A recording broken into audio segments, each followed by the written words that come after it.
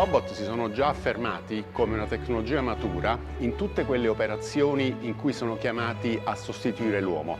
Qual è la nuova frontiera, la nuova sfida? È che il robot possa diventare un assistente prezioso dell'uomo. Sono un robot promoter, organizzo le presentazioni, accolgo gli ospiti, parlo con loro, faccio divertire, eseguo il lavoro da guida. Alcuni dei modelli di robot sono sviluppati proprio per aiutare le persone in difficoltà, come Pepper, un robot di compagnia, monitora quello che è l'atteggiamento di malati di Alzheimer, mandando dei segnali ai medici o ai parenti per intervenire in maniera tempestiva. What can I do for you?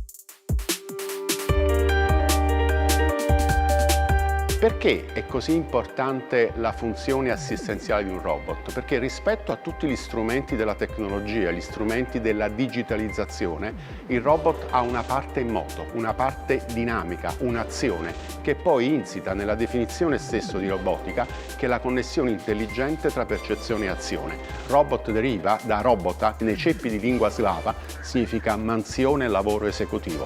Quindi capiamo che sarà sempre l'uomo a dettare, a governare questa interazione. Ciao Kiki! Mi fa piacere vederti. Allora assistere a una persona significa realizzare un'azione ed è questa la nuova frontiera della robotica. Potrei dirlo in inglese, robots and humans, humans and robots.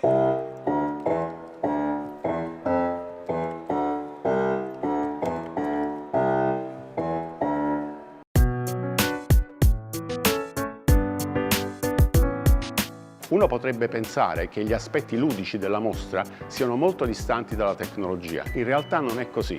Perché? Perché i bambini, i ragazzi che ora si avvicinano alla tecnologia saranno i nuovi esperti che utilizzeranno queste tecnologie studiando auspicabilmente robotica alla Federico II. Let's dance, Pepper!